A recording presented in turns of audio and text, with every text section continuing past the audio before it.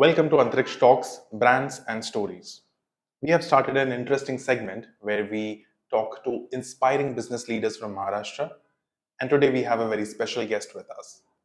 He has over 2 decades of experience in corporate entrepreneurship, consulting, strategy, marketing. He is the founder and CEO of Cybridge. He's also an angel investor, and he has played multiple roles in multiple ventures, ranging from mentorship, leadership, consulting, and so on. Welcome, Kapil, to our podcast, and thanks for accepting our invitation and My taking pleasure. out time on a Saturday to shoot with us. So, thanks for that. My pleasure. Thank you very much. So, Kapil, you started your entrepreneurship journey like more than 20 years ago at the turn of the century when everything was changing and people were feeling wild about the revolution happening around them. So, tell us a bit about how it began. That's pretty interesting because the kind of generation I come from, we had very weird scenarios around. We come from a generation where things were changing a lot, very fast, and at the same time, we were very much less aware of what is happening around. Till that time, for previous generations, life was set because one life, one company, one job was the norm. So it was basically you go to school, college, you learn your basic stream, Right. then you get into a job at the age of some 18, 20 years. You work for 30 years, 35 years, and then you retire from the same organization. That was the cultural norm that we have seen, especially with our earlier generation. And that is where the generation was more focused on getting stabilized. Mm. I come from a middle class family, so like any other typical middle class family, the entire focus is on getting into a good job and Right. getting a stable life kind of stuff. And what happens with most of the middle class families even today is we are so engrossed into our day job, so busy with that, that we don't get any time to look around and see what kind of changes are happening in the world. And especially in those times, we are talking about late 90s, Mm. everything was changing. So India was getting globalization stuff rolling on. Foreign companies were coming. Computer revolution was starting in India, but we were not having that kind of awareness. Even in the cities like Pune, today Pune is a very big metro kind of city, but back then Pune was a very small city with mainly educational hub. So we had various classes, but computers and other stuff was not much there. Right. So it was very traditional way to go from a commerce college. So I'm a commerce graduate despite being 20 years into IT. So once I finished my commerce graduation, the very natural way was to look at a career of becoming an accountant or something Mhm. like that. And the very straightforward way for that was to go with learning accounting software, typically Tally, and that Right. is how we got introduced to computers. Right. Tally was new back then. Tally was new that time, and Tally was the only software, or I would say that was probably the only thing you learned at Computer Institute. So you go, you learn Tally, you come out as a computer professional. That kind of thing Okay. was there. When it came to make a choice, Mm. going for computers or BCA was there, Mhm. and it was just starting up as a trend. The typical thought was like everybody is rushing Mm. to become a BCA or computer graduate. So probably like we see consultants or we see various engineers today, doctors around. So a kind of hypothesis we as youngsters had was the computer is nothing but just a fad. Another 5 years, so many people will be in computers, and then we won't get any jobs. So better to go in traditional way. Okay. And there were no means or Mm. resources to get any idea how big this is. Like Right. this might be very surprising for today's generation because you have Google, now ChatGPT at your Right. fingertips, mobile phones. Right. So it is very difficult to imagine a world without computers, without internet. Right. Everything that we assume today as granted, given as a very basic stuff, Mm. didn't exist. Right. Mobile phones were not accessible. Exactly. So the only way we could learn about what's happening around was television programs, which were again very new and mostly focused on the cultural program kind of stuff. And then our teachers and parents. That's it. And none of the people around seem to have any idea about where this whole stuff is going on. Right. So that is where I started with the traditional commerce and then tally kind of stuff. Got introduced with computers. I still am not much good with this tally stuff yet. So the tally got me introduced to computers, which eventually got me introduced to MS Paint and drawing, and that Right. is something being a passion. Mhm. I went to CDAC's multimedia course, Mhm. which was back then pretty advanced. So that was the only batch CDAC conducted. 20 Okay. professionals. I was the youngest one. I was not professional. I was the fresher graduate back then. And that is where we came to know about how digitalization can actually speed up the creative process of creating art, creating films, short films, kind of animations. So Flash and other programs were there. They were very primitive tools, but still very advanced. And that is where I got into the computer stuff. Hardcore computer stuff. Hardcore computer stuff. At that time, it must have felt like, next level, because almost nobody around you knows that stuff. But Yes, so like it you is were very into it. difficult to even explain people what is happening. Mm. So I got very excited. Now the only thing was, how do you get into this stuff? How do you make a profession out of it? How do you get into it? So with couple of my friends, one of my friend who was into computer hardware that time. So I got introduced to him, and he suggested, let's start with a cyber cafe. So today's generation may not know the cyber cafe thing, or even the STD booth PCO, kind of thing.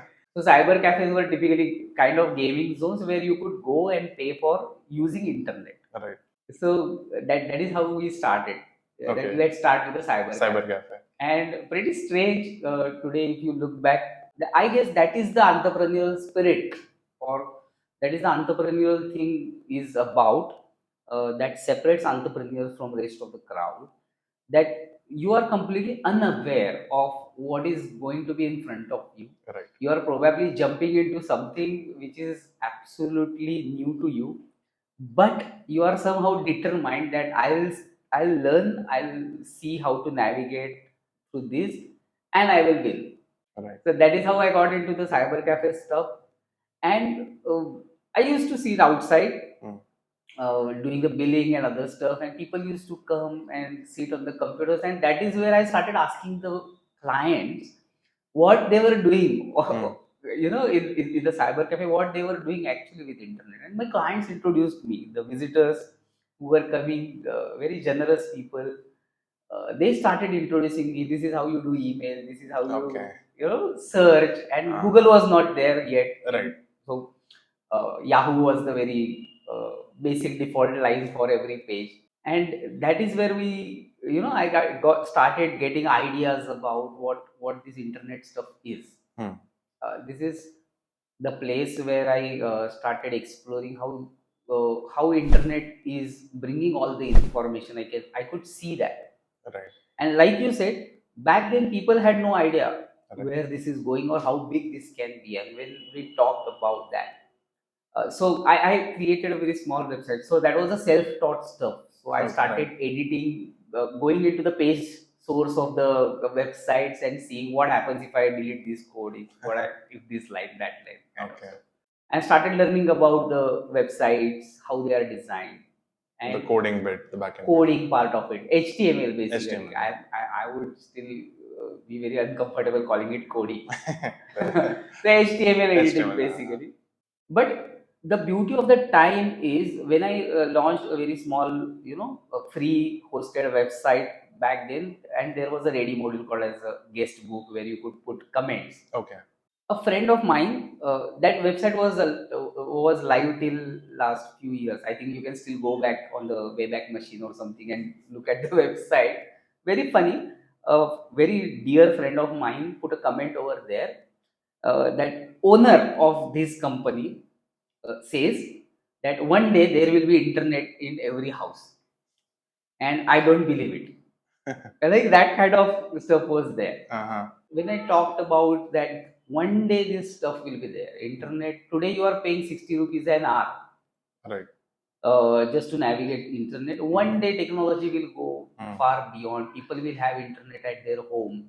Uh, Nobody will, not even my family, no friends, and that is very strange.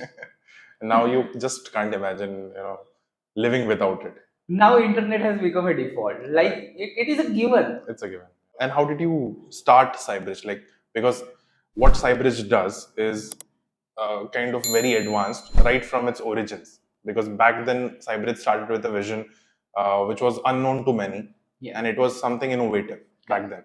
Like, how did you get into that? Very interestingly, this cyber cafe plays a very critical period of my career journey, because Cybridge is where I understood the power of internet, and I could see that over the period, as internet increases, the cost will go down, and cyber cafes will be non-profitable Right. kind of loss-making businesses.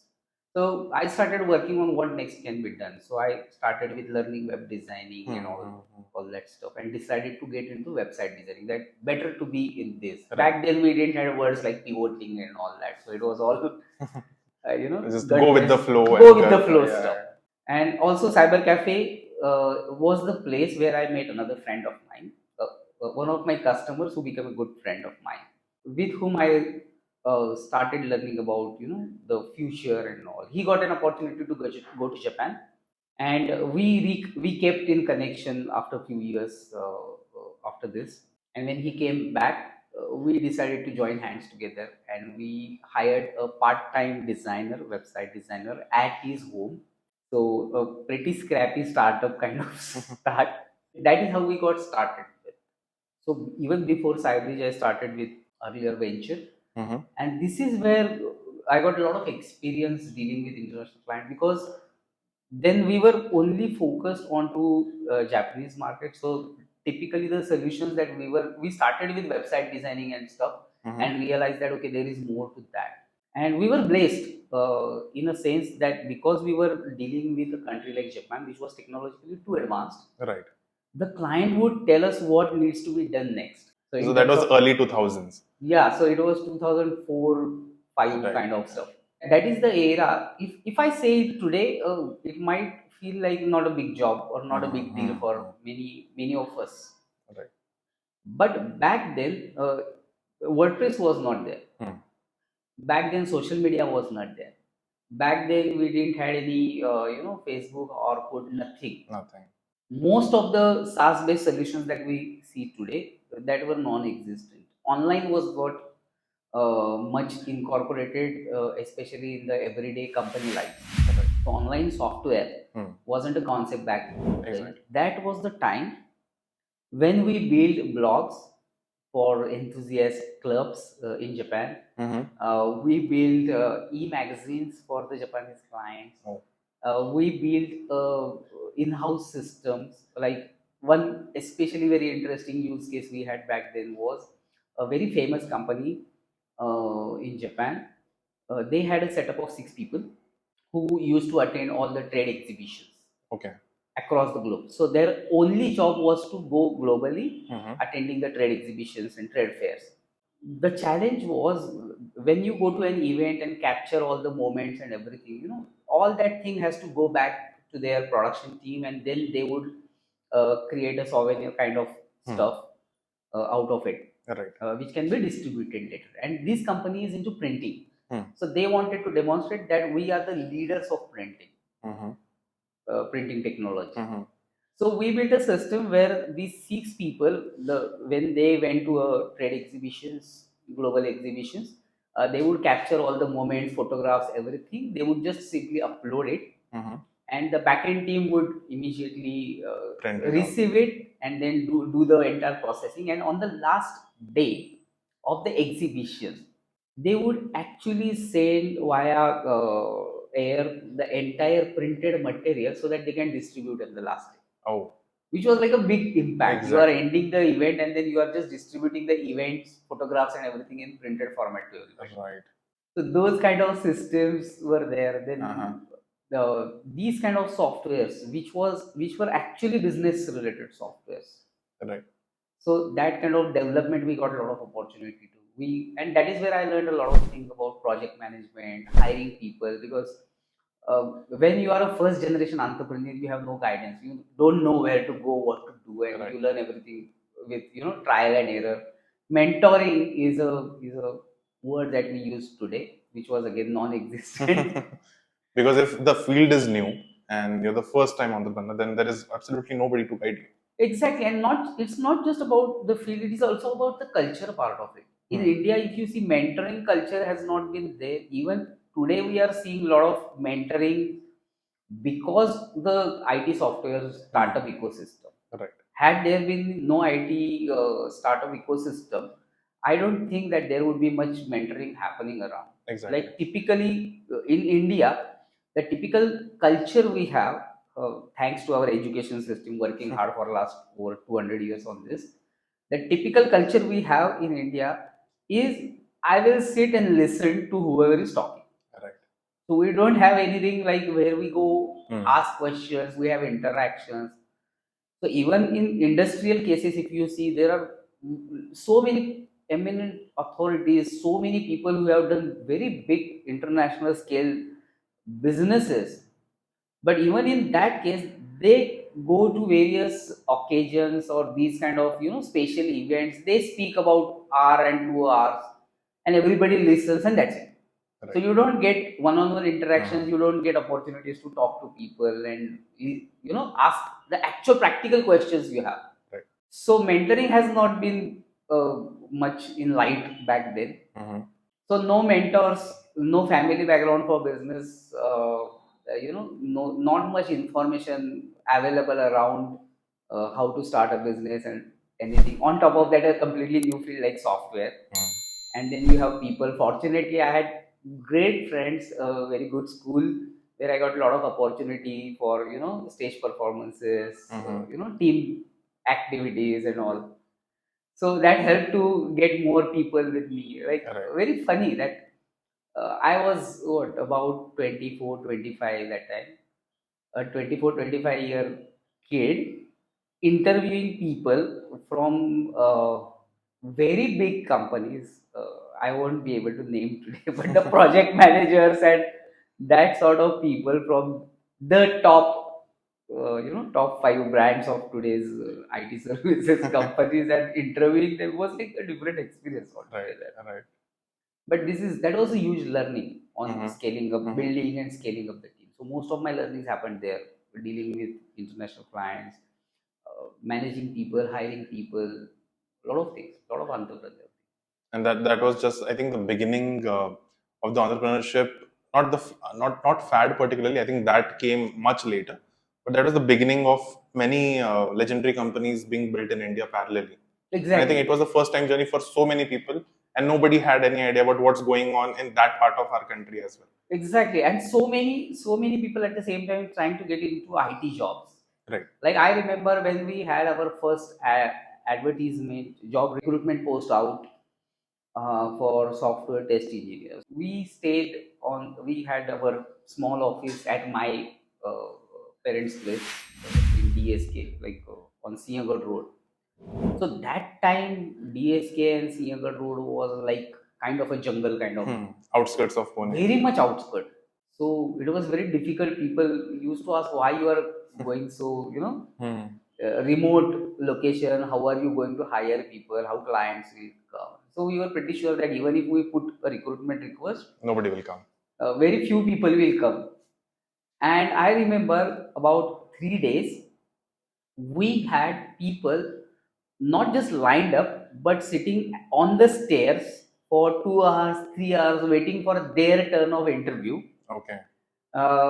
Both my assistants and two office boys. So four people were busy in just managing that recruitment line because we had no idea about that. So I must have interviewed about 1,000 people in 3 days. Wow. And that kind of rush talks about how people were, really rushing for jobs and how Imagine. IT was coming up very fresh Right. sector.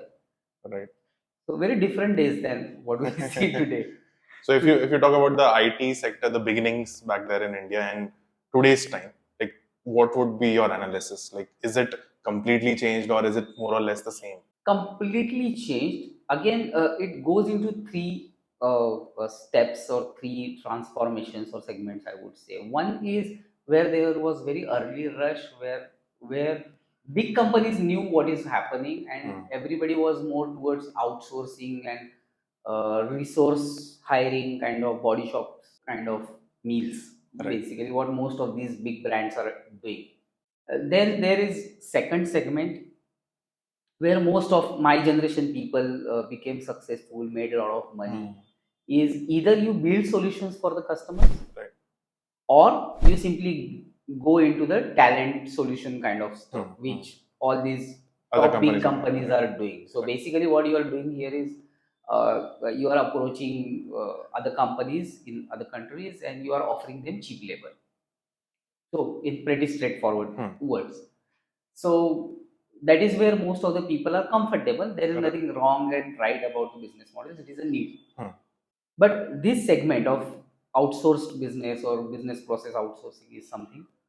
And at the same time, parallelly, small and mid-sized companies trying to actual build softwares for very specific companies is the second step in Indian IT segment. The third one now we see, because of the awareness and the success of companies globally who come from very small towns, or any part of the world, and become global companies. So looking at them and having the backup of the previous generation's efforts to stabilize the income and everything, the new generation which is now building their own solutions and want to build a brand rather than just having something which solves customers problems and making small money. Right. So now that is the transformation that is happening now. This generation of businesses, and by generation I am not talking about the generation X, Y, Z kind of stuff. I'm talking about any generation, but the generation of businesses, the mindset part, is where now we are confident that we can tap into a solution, into a problem of a very specific market. We can actually raise funds, Right. build a solution, and dream to become big.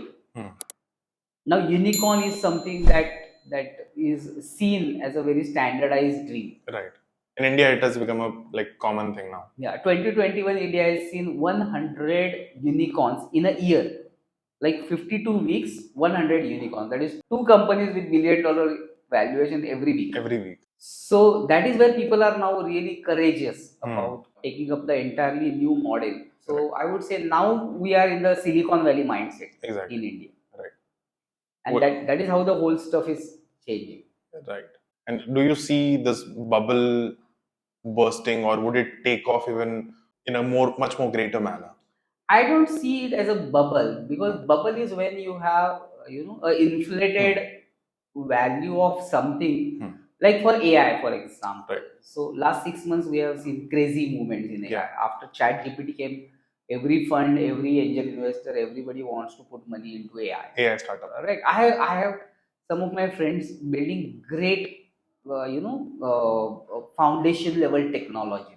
And the challenge they are facing is the moment they go to an investor, the investor listens to everything, and the last question he asks is, "But where is AI into this?"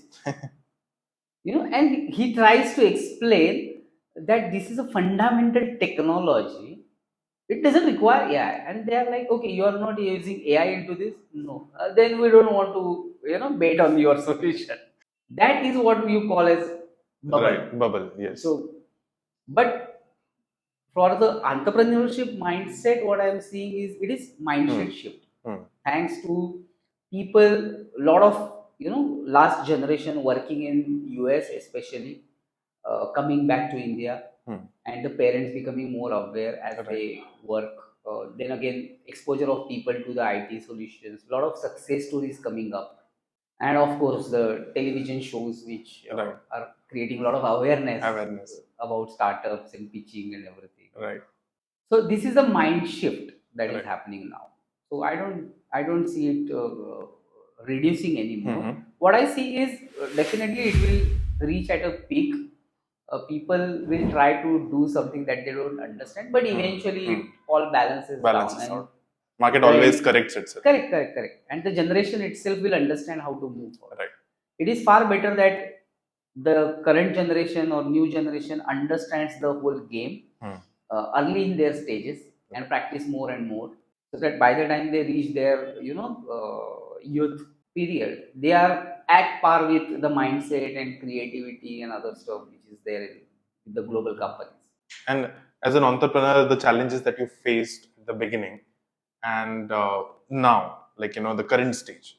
So, do you think those challenges or the daily level hurdles that every entrepreneur faces, is that the same, or the fundamentals are the same, or it has completely changed as well? A business is solving problems for profit.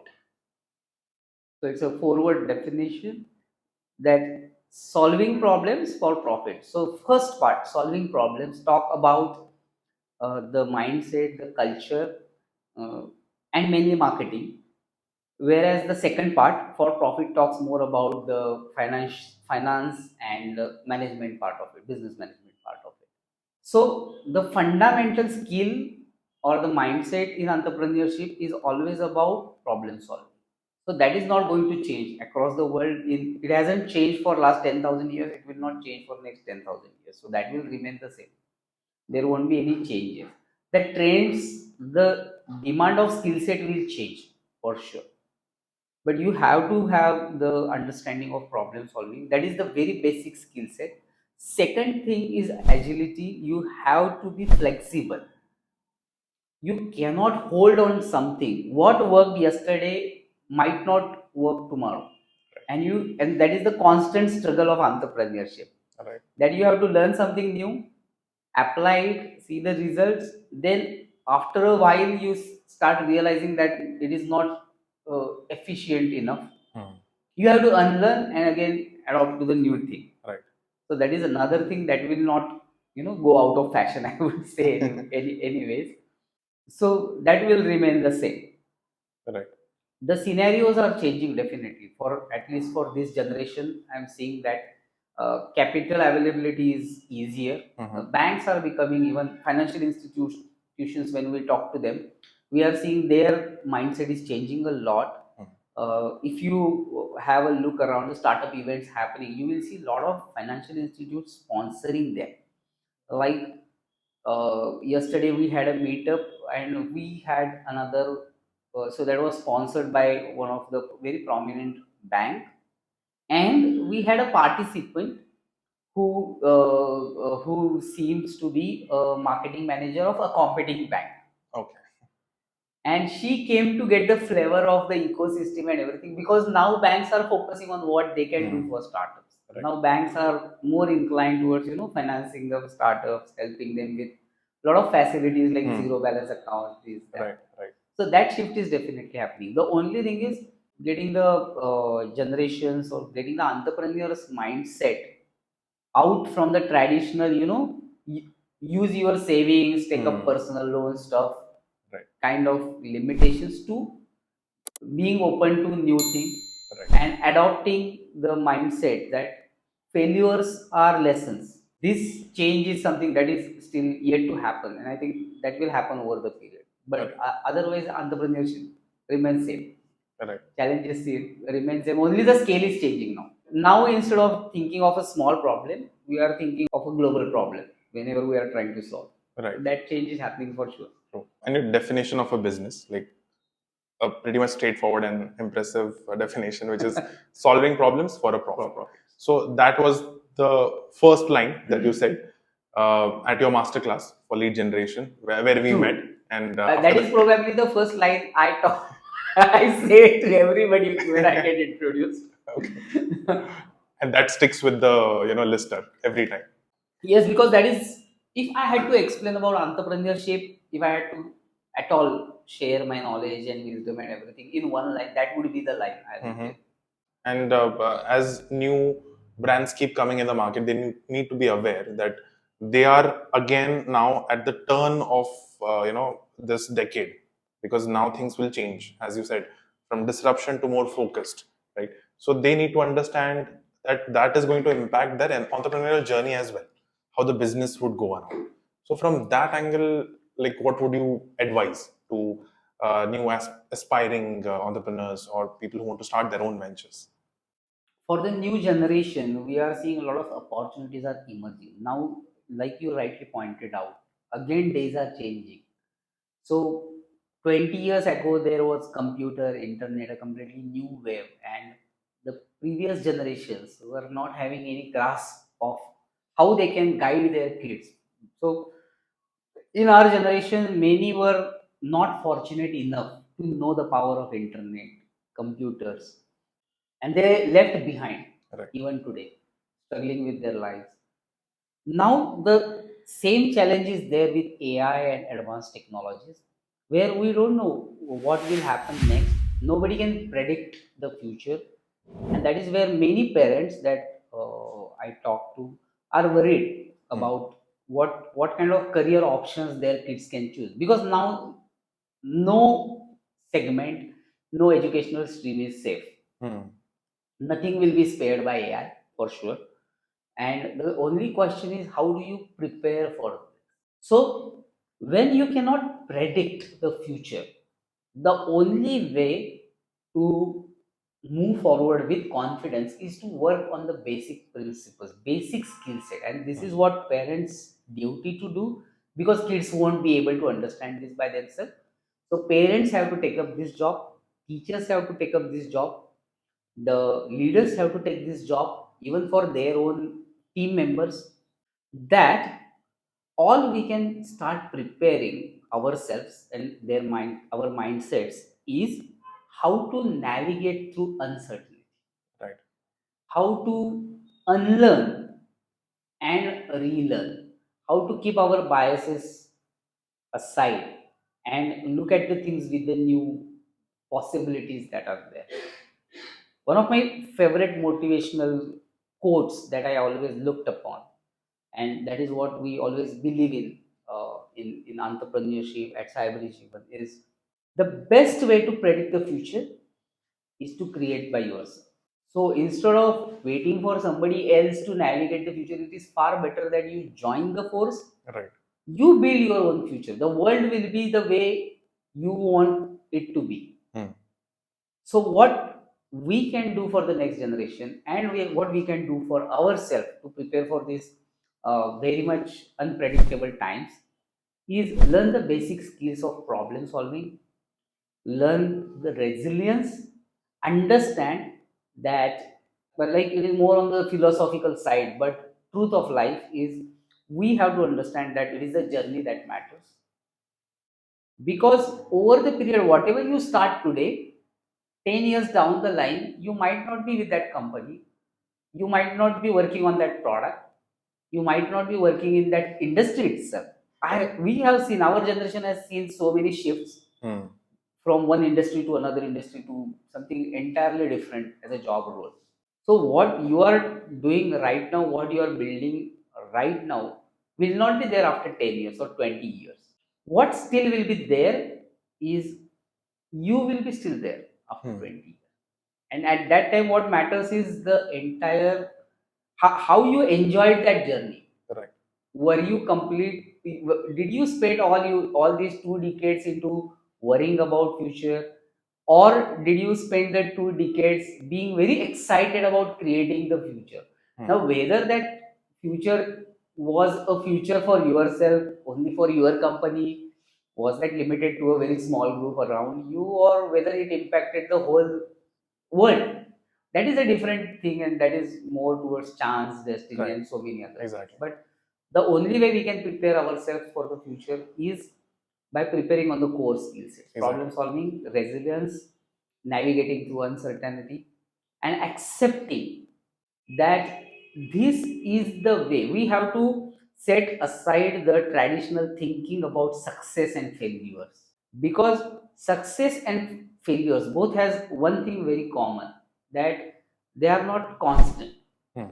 Even if you are successful today, that is not a guarantee to remain successful for the rest of your life. Even if you fail today, that doesn't mean that you will never succeed. So having that shift of mindset, we have to change our definition of success, and we have to see success more. as a I would say success is not about achieving something. It is more about progress. If you are doing progress, you are successful, and that entire progress is about yourself. It is about mindset. Right. So for an individual, for an entrepreneur, the biggest asset and biggest criteria of successful is your mindset. If you have the right mindset, you will learn new things, you will progress in life in various aspects, and that is what I think matters the most. That's like one of the best advices, because whenever in doubt, stick to the basics, and that will help you go through the storm. True. 15, 20 years ago, there were few players in the market, in every domain rather. And nowadays, the market is crowded. Like whatever product or service you are selling, there are thousands or lakhs of other businesses doing this exactly same thing. And nowadays, even the brands start looking similar around you, right? So at the same time, people or founders are worried about missing the train, or they want to do the exactly same thing which the competitor is doing. And at the same time, they don't know how to stand out in this crowd. So what would be your advice for them? This is very interesting. In economics, we called it as perfect competition. A market with perfect competition means where every seller is selling the same product for the same price. And economics believes that that is the ideal market for customers to buy, because then they have upper hand in buying. When in reality, as a entrepreneur, this is what you really don't want in the market. Like whether we accept it or not, as a marketer or as an entrepreneur, your goal is to create a monopoly in the market. You should be the only player in the market. Now, legally, how much it is possible is can be a question in somebody's mind. So practically, you might not be having 100% share of the entire market. Right. But the way you have to do it, so your goal is to create your own mini monopoly in a market. That means a segment of the market which you have attracted, tied up together with your brand, and that is where brand becomes the most important thing. So you have to build based on some values that people identify with, and stick to you no matter what, stand behind you, defend you. So when we see online somebody talking about Android versus iOS, typical case, if you see, people defend it like more like a religion. I don't see any comparison other than with religion when it comes to defending a brand like Apple. So Apple fanboys will defend it like it is a religion now, right? So you attract and build a cult in such a way that they will buy whatever you sell at whatever price you want, and will defend your brand from the criticism in the market without you as a company saying anything. And that is what I think has proven with Apple's example as the most influential marketing strategy.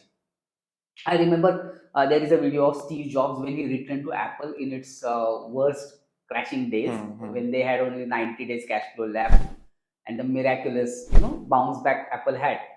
So their internal meetings video is available publicly on YouTube and all, where he defines marketing. He says people buy from brands whom they resonate with based upon the values. So it is the values people buy from. So, as a marketer and entrepreneur, your job is to have a unique set of brand values that people will be able to identify with. And that is how you differentiate from all the noise. When you differentiate yourself from others based on the value you are giving, they will be ready to pay you premium. So that is how you differentiate. You don't have to copy what everybody is doing. Very interestingly, most of the companies get into this trap that my competitors are running Facebook ads. Let's run Facebook ad. They are putting these kind of posts on LinkedIn. Let us also put that kind of posts. Everybody is putting carousel. Everybody is putting infographic.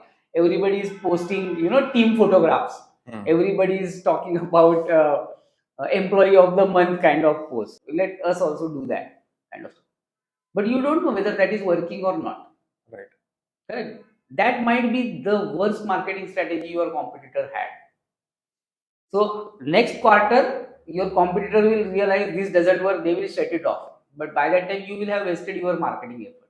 Exactly. So instead of chasing where everybody is going, because in marketing and sales, your goal is to create your differentiation. So how you create a differentiation? When everybody is looking right, you look on the left. Have you seen the very famous mime on the internet? See, your aim, your goal as a marketer is to be the person wearing a red shirt Mm-hmm. in a crowded stadium where everybody is wearing blue. Right? So you become identifiable, Correct. you become unique. And how you become unique in such kind of perfect competition?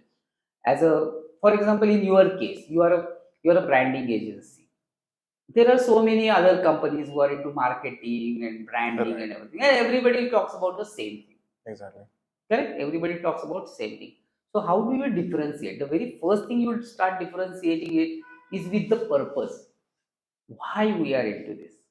So the moment you niche down yourself, you are able to better formulate the vision and the mission and the purpose around it. So for example, you may say, we help experts to build their personal brand on internet so that they can bring positive impact to millions of people and create an authority Mm-hmm. which will help them attract more customers. Now suddenly you see you have niched down to Mm-hmm. individual leaders Mm-hmm. and you are helping them to achieve something very big. Your competitors cannot just simply say the same thing, because then it will be like people will ask them what is your differentiation. Mm-hmm. And another agency can be there who would say, our goal, our purpose is to build a brand that brings their entire culture together, builds a team spirit so that they have the best teams in the world. So suddenly they have their own differentiation. Now the kind of customers you would focus on and the kind of customers that will get attracted to you will be entirely different than the kind of customers that will get attracted towards their brand. Right? So it is Right. entirely different. Like we see some of the brands who go towards in extreme in being vocal about a very specific religious matter Mm. or equality related matters, and then we have brands which are very vocal about human rights. Mm. So taking sides is one of the way how brands are now creating their differentiation. So you have to create a differentiation and create your own mini monopoly, Mm-hmm. which is very core. It is very rare to build brands or services like Facebook or LinkedIn today or SpaceX, which are in a very niche market where nobody wants to compete them and they have already left their competitors behind. But it is Correct. very big struggle to do something like Mm. that. Mm.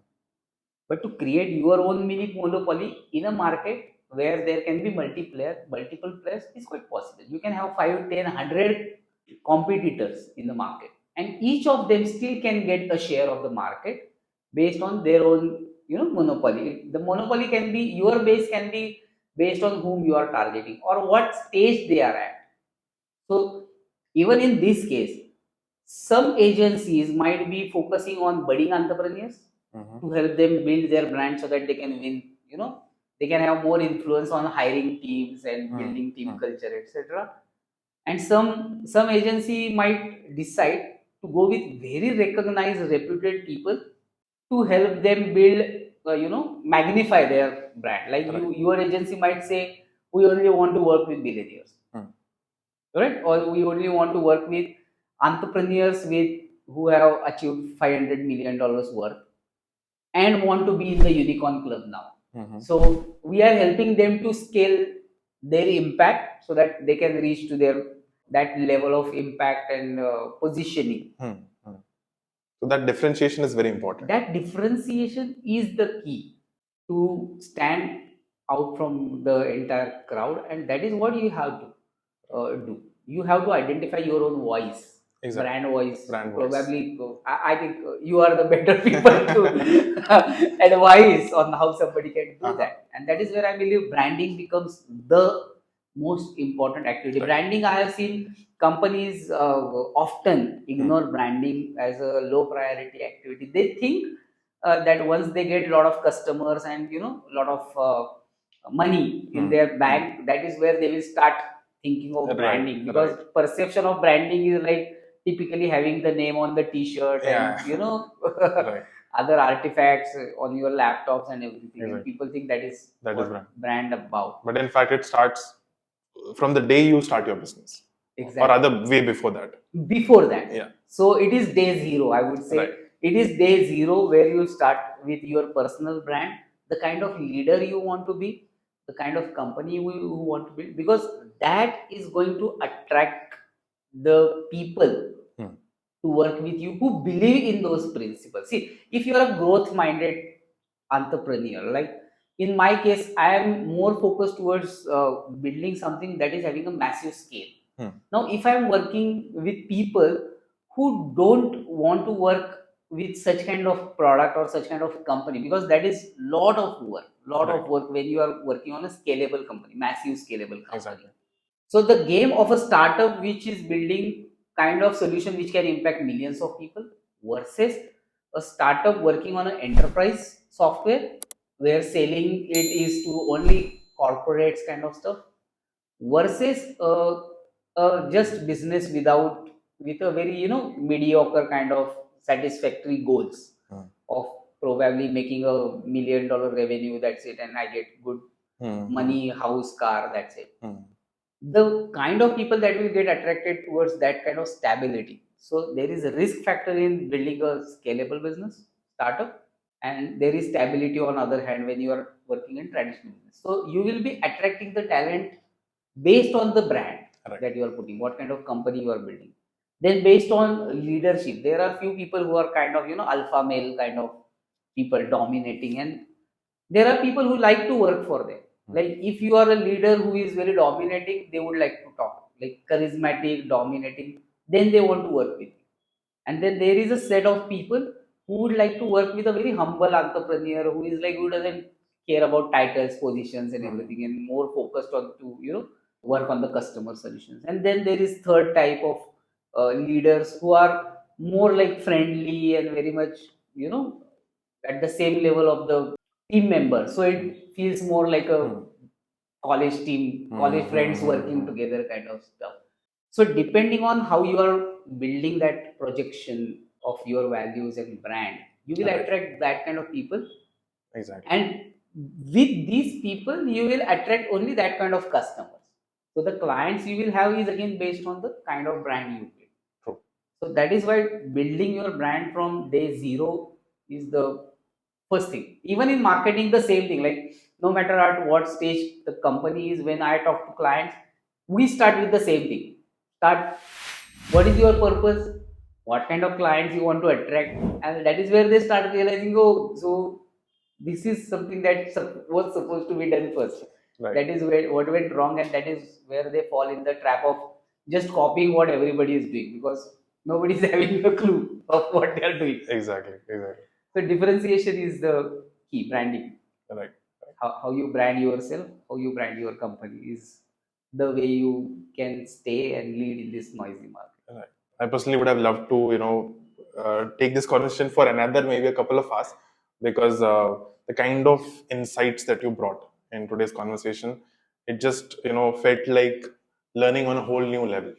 Because even with your workshop where we met, and then I approached you, and it was kind of like a cold emailing or messaging, where I was like, "Hey, Kapil, can you please come?" And it was generous of you to accept our invitation, and it was great having this conversation. And I'm sure our listeners and viewers will gain great value out of it.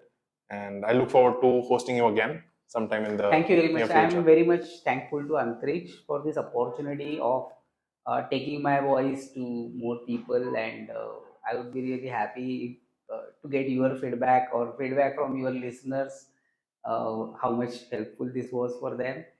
And I would love to be again on your podcast and talk to you. Thank you. Thank you, Kapil. Thanks a lot.